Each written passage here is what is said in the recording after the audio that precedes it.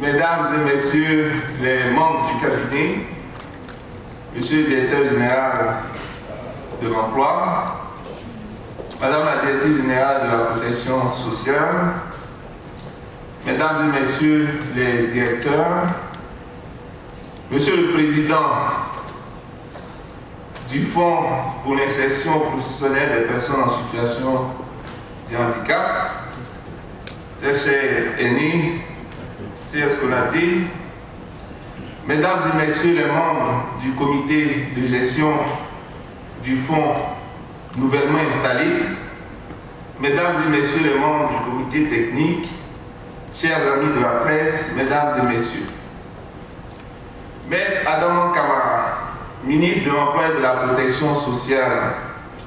aurait bien voulu présider personnellement cette importante cérémonie d'installation officielle des organes de gouvernance du Fonds pour l'insertion professionnelle des personnes en situation de handicap,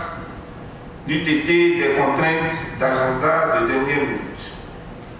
J'ai donc l'insigne honneur de le représenter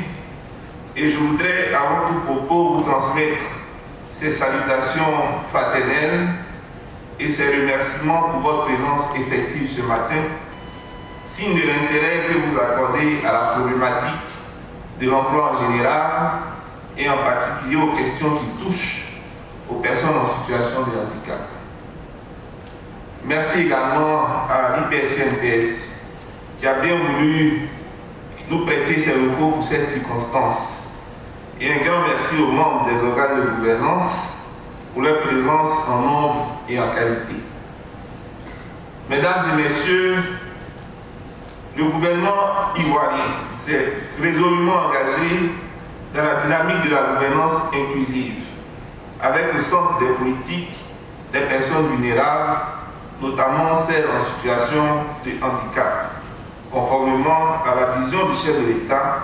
son Excellence M. Alassane Ouattara. Ainsi, en complémentarité des actions menées par le ministère chargé de l'insertion professionnelle en faveur des jeunes, l'une des principales attributions du ministère de l'Emploi et de la Protection sociale porte sur la promotion de l'emploi des personnes dites vulnérables, des femmes, des hommes de plus de 35 ans et personnes en situation de handicap. Nonobstant ces nombreuses avancées qui ont été rappelées par le président du fonds, réalisées dans le domaine de la protection sociale, notamment en faveur des personnes en situation de handicap,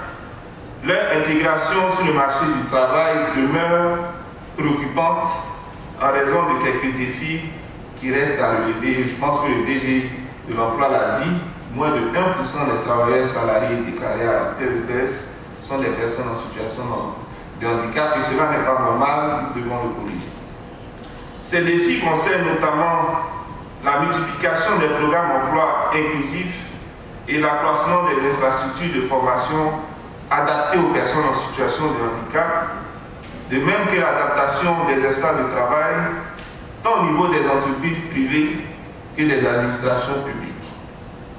Par ailleurs, lors de sa déclaration de politique d'emploi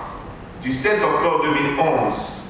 le président de la République avait indiqué, je cite, « Nous devons lever tous les obstacles,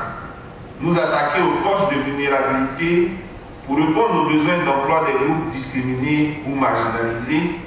qui ont des difficultés avérées pour trouver un emploi, tels que les femmes, les jeunes déscolarisés, les chômeurs de longue durée et les personnes en situation de handicap. » Fin de citation. C'est dans ce cadre de l'application de la loi portant code du travail que le ministère de l'Emploi et de la Protection sociale, en lien avec les ministères techniques concernés et les partenaires sociaux, a œuvré à la mise en place du Fonds pour l'insertion des personnes en situation de handicap. La création de ce fonds constitue la matérialisation de cet engagement fort du chef de l'État, en vue de favoriser par ses concours l'insertion et le maintien dans l'emploi des personnes en situation de handicap. Les missions du fonds ont été rappelées successivement par le directeur général, par le président. Nous entrons dans la phase opérationnelle je voudrais inviter les membres des différents comités mis en place à vraiment s'approprier ces missions qui permettront à terme, nous espérons, d'avoir une démultiplication du nombre de personnes en situation de handicap employées dans le secteur privé formel. Mesdames et messieurs,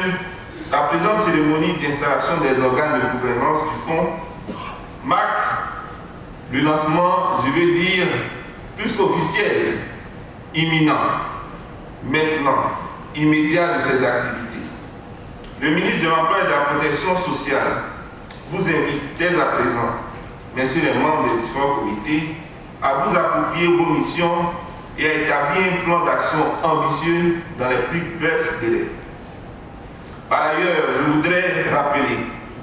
que la commission technique d'orientation de reclassement professionnel COTOREP, secteur privé, mise en place par arrêté dont les membres ont été nommés, devra tenir sa première réunion dans les tout prochains jours. Cet organe tripartite, État, employeur, travailleur,